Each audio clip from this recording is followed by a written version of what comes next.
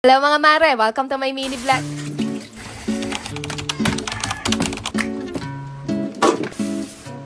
Awang-awa na talaga ako sa ref namin dahil palagi na nga lang tubig ang laman, kaya ito nga naisipan ko ng mamalengke ng pang-stock ngayon. Maagang ang lumabas sila ate sa school kanina, kaya sinama ko na rin siya sa pamamalengke para meron nga din akong katulong sa pagbubuhat. Pag-alis namin kanina, tulog na tulog pa yung batang maliit, pero pagbalik nga namin, ayan at gising na gising na.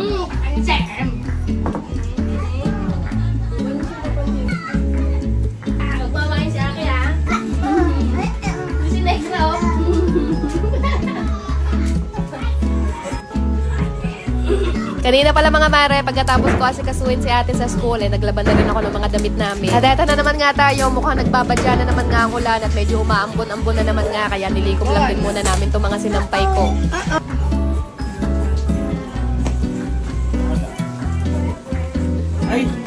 No. Naganda na lang emote ng nanay mo dun eh. Ay, emote na nga sana kasi dapat ako dito mga mare habang umiinom nga ng kape, pero bigla na nga lang tinumban itong batang maliit yung tripod ko. Kaya medyo nahihirapan din talaga ako mag-vlog minsan kapag andito siya sa labas dahil hindi niya nga tinatantanan yung tripod. At maya-maya pa nga yan at nanghingi na rin ng dodo ang bata, kaya pinadodo ko lang din muna saglit. Pinaplano ko na rin nga siya iwalay kapag ka nag 2 years old na siya, kaya meron pa rin nga kaming mahigit 2 months para magdodoan. At pagkatapos ko naman nga siya mapadodo mga mare, eto hinugasan ko na rin muna itong mga pinamili ko at baka nga magkaamoy pa. Hindi ko pa rin talaga alam kung anong mga luto yung gagawin ko dito sa mga pinamili ko, kahit gumawa naman kasi ako ng meal plan hindi ko rin nasusunod. Kaya kung ano na nga lang yung trip naming ulam mga mare, yun na lang din yung niluluto ko. Bali sa isda, nakabili ako ng isang buong bangus, 1 kilong tilapia, tsaka halagang 200 na pusi. Tapos sa karne naman, nakabili ako ng isang buong manok, 1 kilong liempo, 1 kilong ribs, tsaka konting pansahog sa gulay.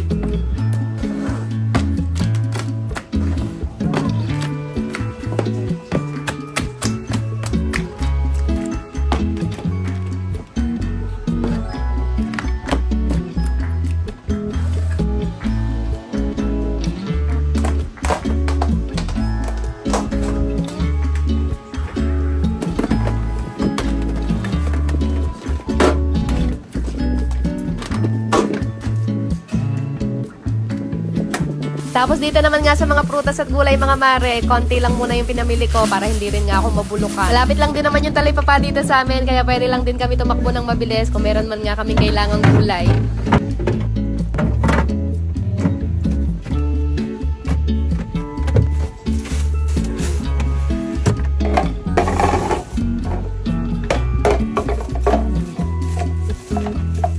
Talaga mawawala tong bawang, sibuyas, kamatis, kalamansi at sili kapag ka namamalengke ako dahil eto nga yung pangunahing kailangan sa pagluluto. Siyempre, hindi rin mawawala dyan yung pambansang ulam ng mga bata. Ano pa nga ba? Di itong itlog.